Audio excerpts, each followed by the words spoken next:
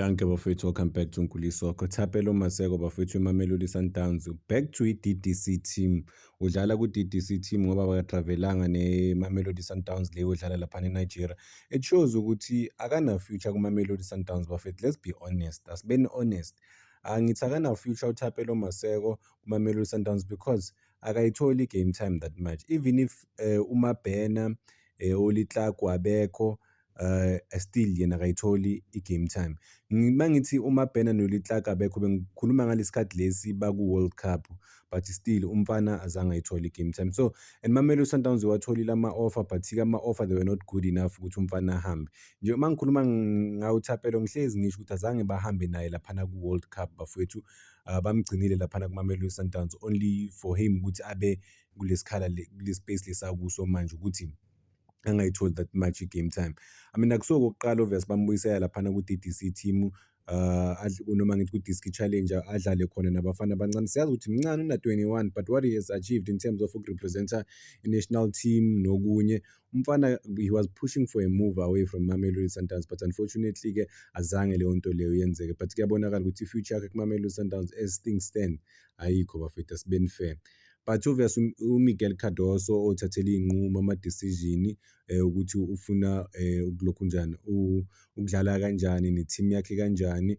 uMaseko bafethu is powerful, yi-talent, super talented umjidi. Isipiti sakhe I mean u-talented mfethu, but-ke I mean if ucoach awukho emaplenzini ucoach awukho and if you don't even get that time noma awudlali lento le ngishilo awudlali noma uMabhena amanye ama-wingers engekho outside the country but still you didn't play, chaza ukuthi unumber bani-ke wena i-team overall laphana. But super talented mfana, he must be given opportunities. If bayambona kuMamelodi Sundowns, Mamelodi Sundowns iyayenza lento lokuthi kulone uma engakudlalisi, but-ke abakwazanga umloan umfana, bekafuna ama-team awu-2 ngama-loan. I-team yase-Europe yase-Cyprus bayi-rejecta. Last minutes yelokhu njani transfer window bafethu bekafuna iStellenbosch, iMamelodi Sundowns still ya-rejecta, but-ke uzithola kule situation akuyo.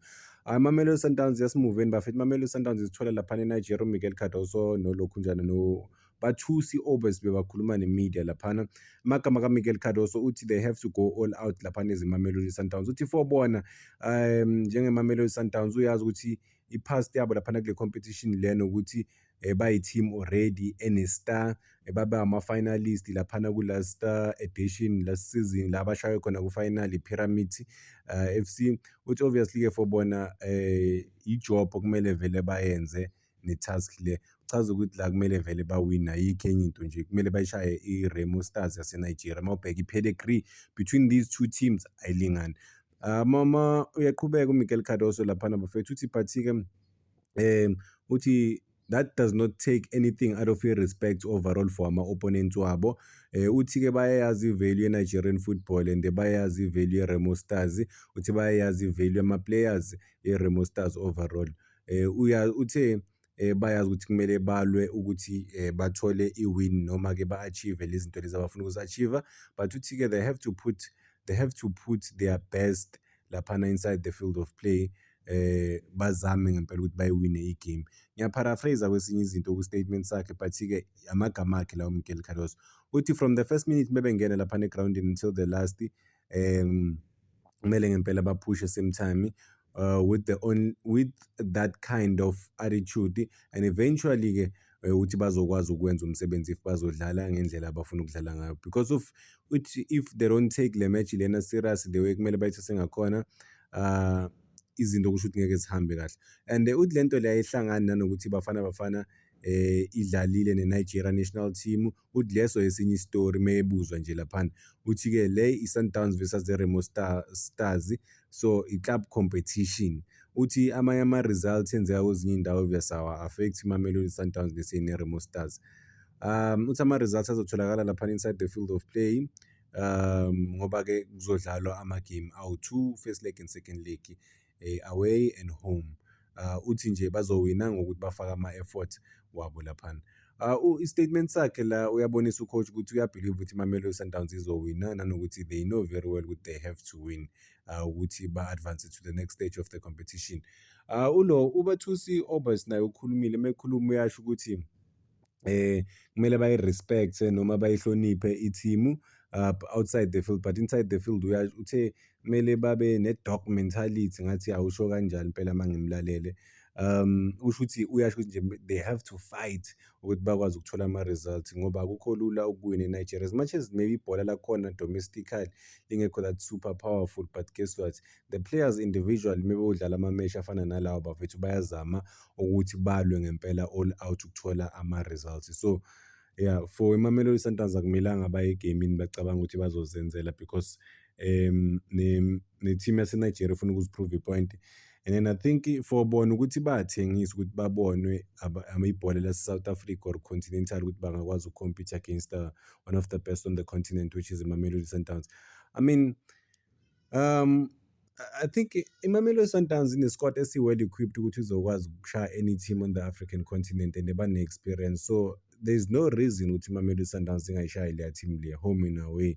Maybe-ke the worst result-ke for iMamelodi Sundowns ingaba i-draw laphana eNigeria, and then-ke they finish the job ePitori ku-return leg the following week.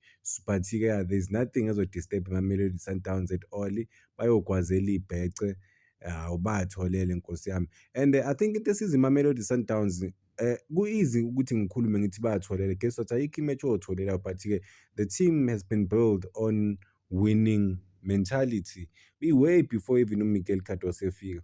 Kufika kwaMikel Cardoso obvious ngathi kudisturbe leyo nto leyo kancane because uMikel Cardoso uza ne-style sakhe completely different from iy'tayili esizaziyo laphana kuMamelodi Sundowns. That is why anganayo i-trust kakhulu ye-dressing room, but une-trust yani ye-management. I-management yeMamelodi Sundowns uyayithembisa ukuthi bazowina i-CAF Champions League. That is why kuMamelodi Sundowns manje bathembisene i-CAF Champions League ukuthi hayi siyayiwina i-CAF Champions League, ningawari nini.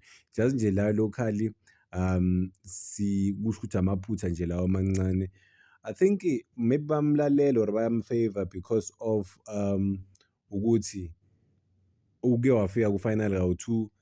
So bona ukuthi this time uzofika kawu-3 kulandelana na ku-final yaku-Champions League, but zo-2 lezo yikhathi lezo bamshaya home, bamshaya ku-final. So ashawa i-Al Ahly esicoach laphana e-Esperance, aphinda ashawa i-Pyramids ecoach iMamelodi Sundowns. I don't think they will do well ku-CAF Champions League, but ibhola bafethu liyaginqika under uMikel Cardoso. Ngiyasho ukuthi banaso isquad esizocompete, but ngike ngakhuluma ngeMamelodi Sundowns, ngakhuluma ne-experience yalaphana phambili mawubheka overall, but I don't think iMamelodi Sundowns ku-CAF Champions League they will do well. Thing is, uMikel Cardoso menga-prioritize i-CAF Champions League, aye all out, akhohlwe amanye ama-cup competitions, aye all out ku-CAF Champions League. Noma angawini i-CAF Champions League kuphela uzosurvive emsebenzini wakhe phela, ngisho lapho, because yile cup ngempela abalifunayo kumnyama kubovu. But-ke at the same time it's the most difficult cup ukuthi uwin as nje i-team. But-ke asibafisela inhlanhla lapha noMikel Cardoso neMamelodi Sundowns ukuthi bakwazi ukuphumelela. Danko bafethu, ngicela ningakhohlwa ukulike and subscribe, making sure ukuthi le page lifika ku-15,000 subscribers.